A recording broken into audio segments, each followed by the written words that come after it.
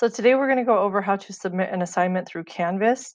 We're going to click on the Silk Road Travel. Up here in the upper right hand corner is Submit Assignment. You are going to click on that blue button. It will take you down to the bottom here. Notice that website URL, that's what's highlighted, and that's what we need to submit. And you're going to click on the share button from your document that you're trying to share. You're going to get the link down here where it says Get Link. Make sure Clark County School District is open and copy that link.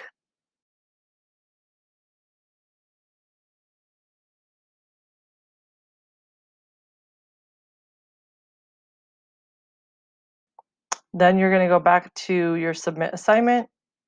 You're going to paste the assignment and submit.